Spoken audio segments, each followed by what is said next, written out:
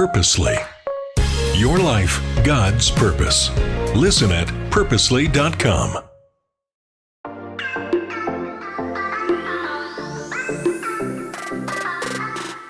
Hello, everyone, and welcome to the Gospel Tech Podcast. My name is Nathan Sutherland, and this podcast is dedicated to helping families love God and use tech. Today, we're talking about doing the hard work of parenting, which involves step one, showing up. And that's basically it. We're going to have three little subparts of that, but showing up, this is what we're called to do as parents. And I think sometimes we overcomplicate it. I know that I do.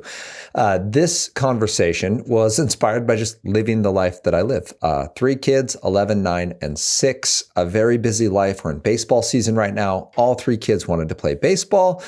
And while we're not the most intense of athletic families, so we're not doing travel sports all the time. We're not at tournaments, right? Like there's still stuff to do. There's not a lot of evenings where we just have discretionary family time. We spent all of our blocks of time on sports and church community, and then doing what we have to do with regular life, throwing some work and unexpected things like house projects, and boom, we're there. And oh, by the way, Northwest in the spring, when everything decides to be alive and grow in just amazing and beautiful, but overwhelming ways.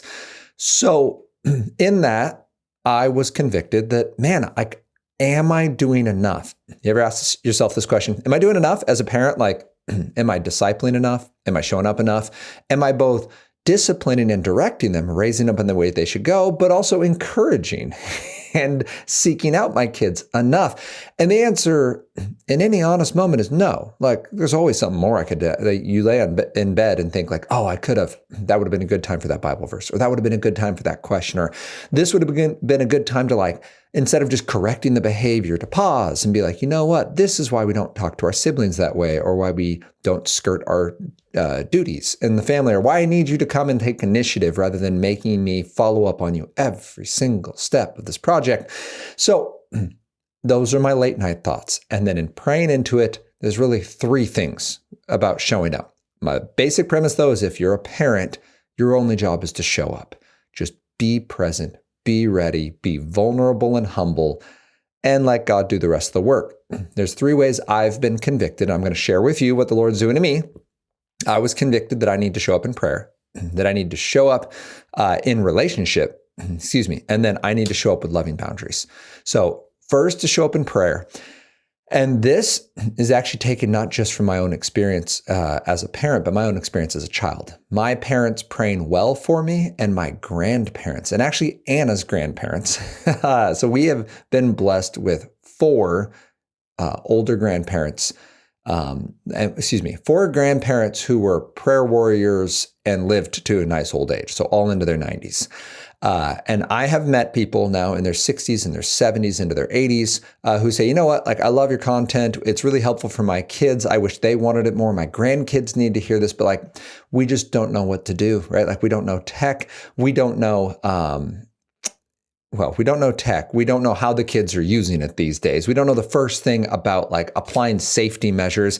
And frankly, we just don't feel like we really have any voice in this. And at the end of the day, we also don't have the energy to just go, like, research it all. And like, I understand that. Some of you are actually very capable and probably know more than me about tech, and you're just being humble and modest and overwhelmed in a tech world. And I get that too. But at the end of the day, prayer is your number one. You can pray.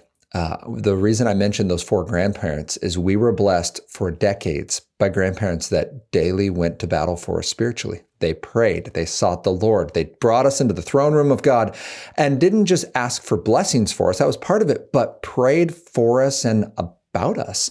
They thanked God for us. They prayed certainly for safety, but also for discernment and for wisdom and for protection. These are things you can do, and when all 4 of these, the last of the 4 grandparents, died in their mid to late 90s, we lost, right? Like that is a loss for us. Beautiful that they get to go begin their eternity with Jesus. We are so excited for them. And it's a loss for us because, yes, they were a blessing relationally. And yes, they were a blessing in wisdom and conversation. And yes, they could provide insight from lives lived well, but prayer was a loss. So just in knowing that as grandparents, if you're an older listener in this and you're wondering how can you be a benefit to your family, how can you be a benefit to your grandkids, how could you possibly know enough about tech to really lead the charge on this, know that that might be the wrong question, that you showing up might be showing up in prayer every day, even if they're not in the room. Certainly pray for them, pray over them, pray with them, teach them how to pray, read scripture with them. All those are great things. And showing up in prayer when you're not in the room, it does make a difference. It is a blessing, and it is absolutely setting the tone for future conversations and relationships where now I can look back and go, wow, Papa and Grandma were married for 70 years. Like, that's a cool legacy, and it didn't happen because of willpower. They weren't bitterly married for 70 years, like especially Papa. So my grandpa, my mom's dad, Canadian, Norwegian immigrant to America, fought in World War II. That service then got him his citizenship in America, and is, I think, what you would expect of a Norwegian Lutheran, like who was raised in the 1920s. Like, not a lot of extroverted personality. When he made jokes, they were very subtle jokes. You very rarely got a guffaw out of Papa Pete, but deliberate, loving, intentional. You need someone to show up. Papa's the dude you call. Like, that legacy didn't just start because he wanted to be a better man. In fact, trying to be a better man for 90 some odd years makes you angry and bitter because either no one's keeping up with your goodness or you're failing repeatedly and you've just quit trying to be a better man. Instead, he keeps getting sweeter. And I was told by people who knew him long enough to be like, you know what, that wasn't always the Papa. Like, that sweet, gentle man who was quick to, show quiet emotions, not big boisterous ones, but quiet and intentional emotions. Like, that's a softening of the heart. That's a Holy Spirit thing. And so prayer gets you to the spot where you can love your kids well. So that's our first thing. We're going to show up well. We are going to pray for them well. We're going to make that a deliberate choice. It doesn't have to be huge. You could write one line in a journal, one line in a note. Try it for 30 days. Say, for the next 30 days, I'm going to pray every day. I'm going to list my child's name and put a one-sentence prayer next to it. Do it. Pray for them.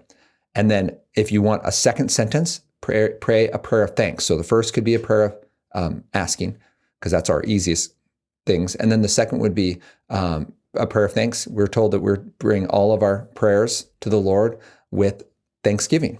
And so we are going to do that. And you could write a 2-sentence prayer then. It's not about amount of time. It's about the deliberate and the softening and coming to the presence of the Lord regularly, because it changes our hearts. All right. So we're going to show up in prayer. We're going to ask our Heavenly Father, who likes to give us good gifts, and we're going to ask him repeatedly by asking and seeking and knocking, just like Jesus tells us to, for our children and then our grandchildren and then our community and whatever else the Lord lays on our hearts by his Holy Spirit and leads us in prayer.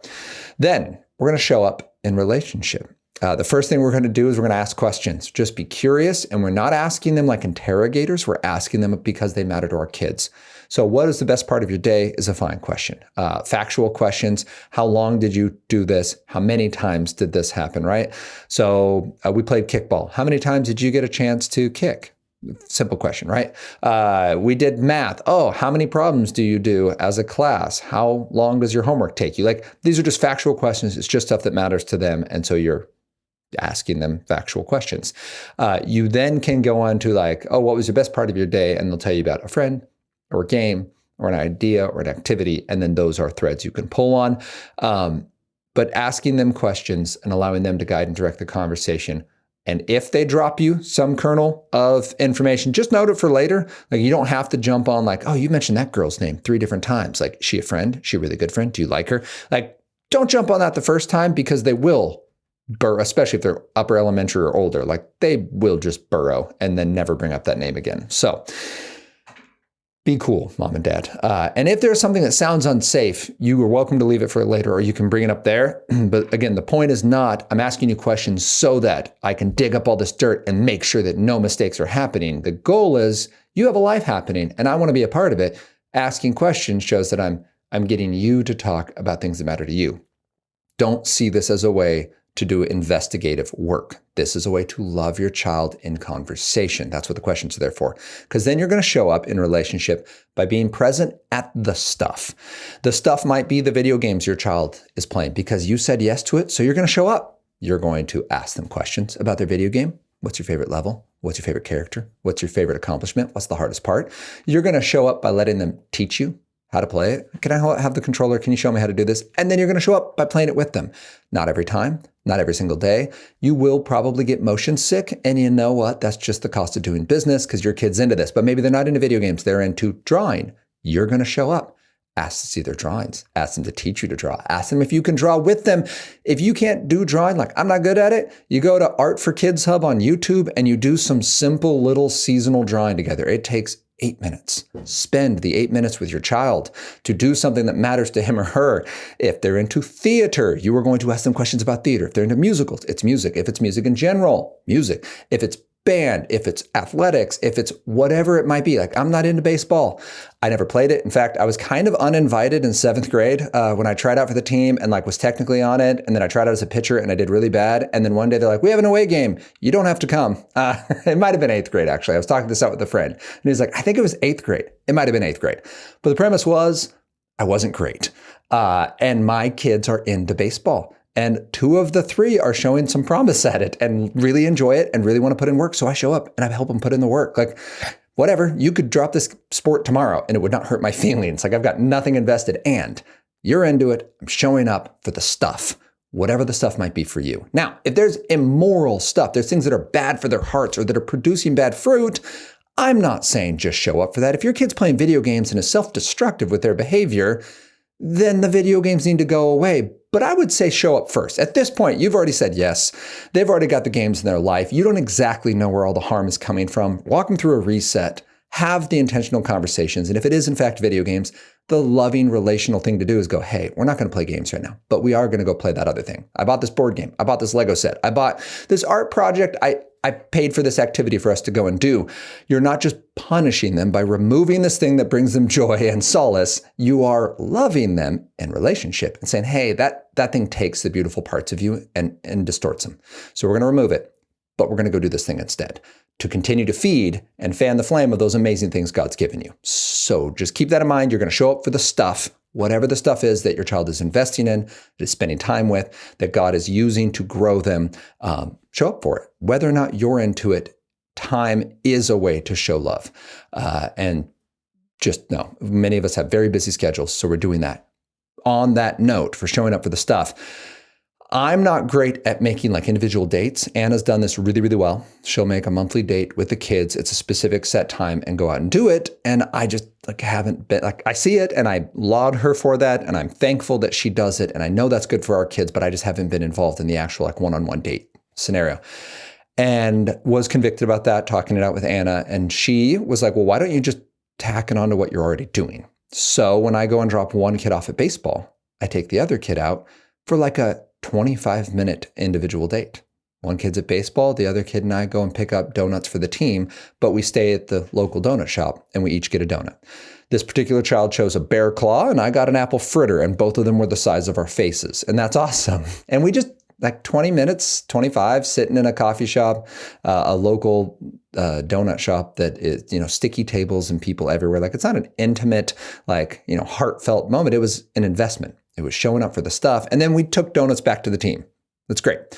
So that was a way to do it. Then the next son, dropped that son off at home a few days later after baseball practice. It's ending at like 7:30. Like, hey, let's go out. I'll take you to Burger King. It's $9 that I spent. I didn't eat. He ate. He got his favorite foods. And then we just sat and again, talked about life. And like, if there's something specific, I can bring it up at some point in there, but it's not about getting through a list or interrogating. It's just, where's this conversation going to go? I love you. I want to spend time with you.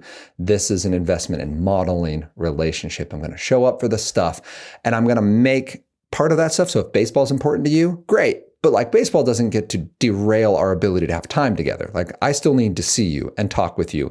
And if baseball's causing that to not happen, then like baseball's becoming expendable, because at the end of the day, going pro in baseball isn't my life goal for you. It's for you to look like Jesus. And you can do that and go pro in baseball. There's some wonderful followers of Jesus in Major League Baseball in America, and some people that made baseball God and will never be happy in spite of their success. So there is priorities, build it into what you're doing already. Find a way to get those 20 to 30 minutes and set aside. If it's $10 a kid a month, do it, right? Like that would be a worthwhile investment. If that means you got to skip 1 or 2 coffees in a month, like do it. It's well worth the investment. So we're showing up for relationship. We're showing up in prayer. Those are 2 of my convictions. The third is we are showing up with loving boundaries. Loving boundaries means we're being intentional about what we bring into our home and how it's deployed. Specifically, boundaries with technology is this conversation, but yes, relational boundaries. It doesn't mean rules. That wasn't what I said. I meant boundaries. Boundaries only matter if people know they exist. So rules can exist, and that's the whole like not knowing the law is no excuse, right? That's very Jean Valjean of Les Miserables. That wasn't in my notes. I don't know why I referenced Les Miserables. That's not a current cultural reference, but be that as it may, ignorance of the law is no excuse is what we do with rules. This penalty comes whether or not you knew it there. The whole point of a boundary is it's obvious and we're trying to set it in between you and the dangerous stuff. Like a guardrail leading to the freeway, right? Like that thing is there and it's not trying to be sneaky. It's not just a line painted next to the freeway that says don't pass it. It's an actual obstacle. We talk about hedges more than like barriers, fortress walls, that kind of stuff, but it's a known boundary and we put them around our time and place of it, our content, and our tech purpose. So time and place, where do we use tech? When do we use it? Those are simple conversations. Like we're not going to use it in our bedrooms. We're not going to use it at mealtime. Cool. Great start. Maybe steps for your family to take tonight, and you could stop there. Leave it till next month to build anything else. But time and place, and then content. There needs to be some expectations.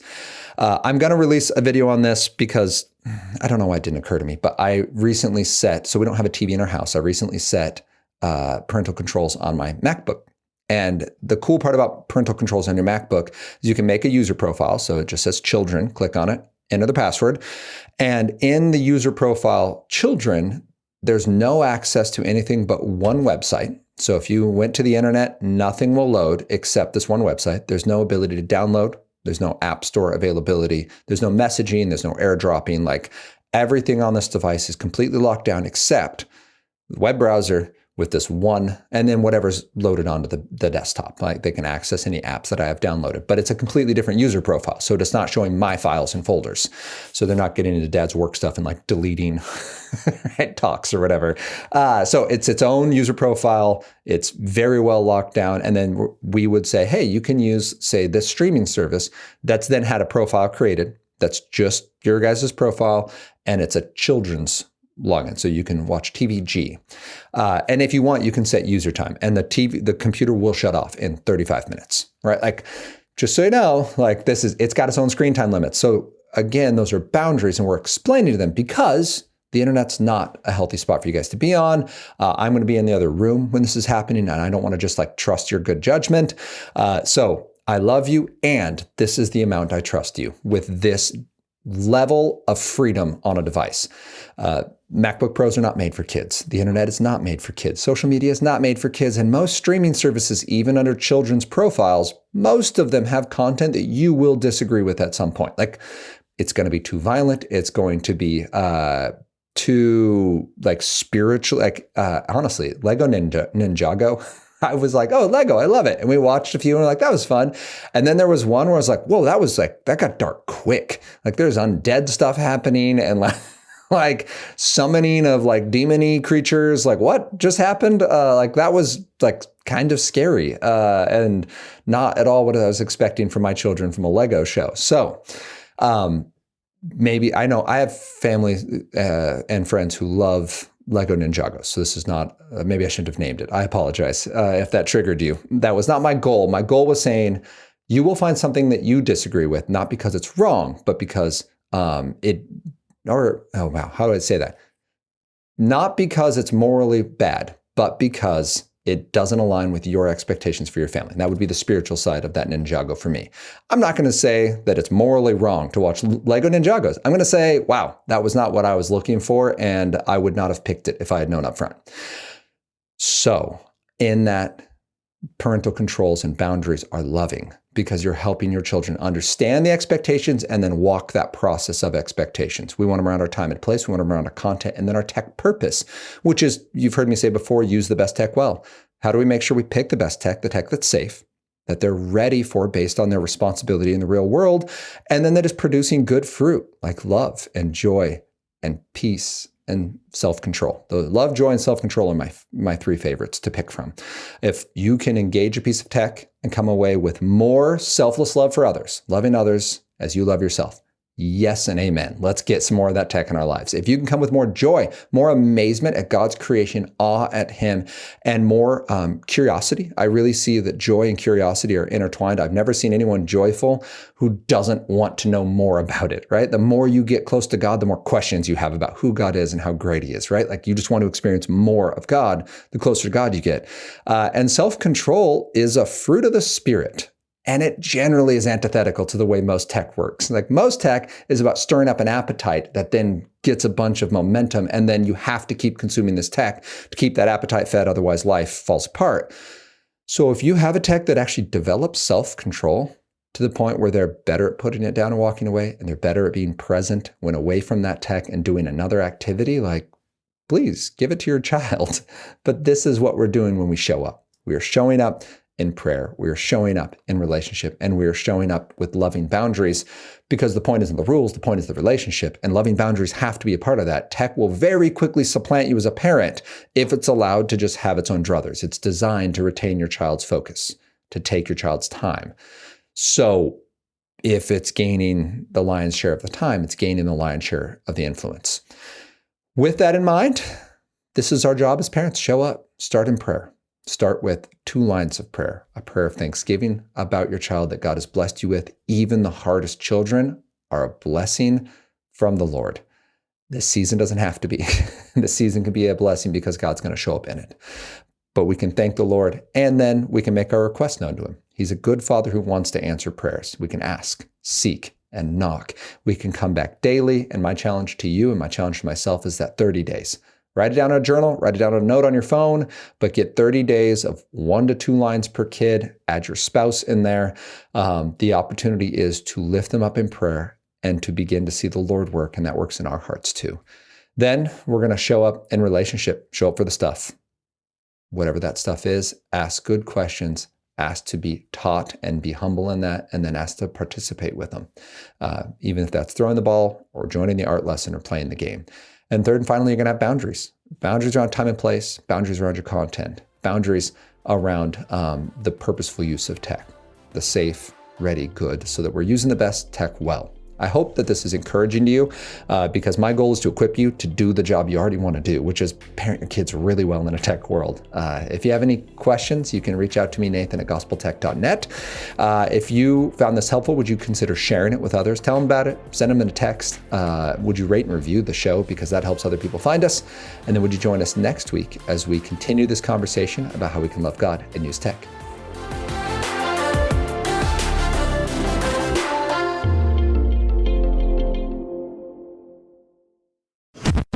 Thanks for listening.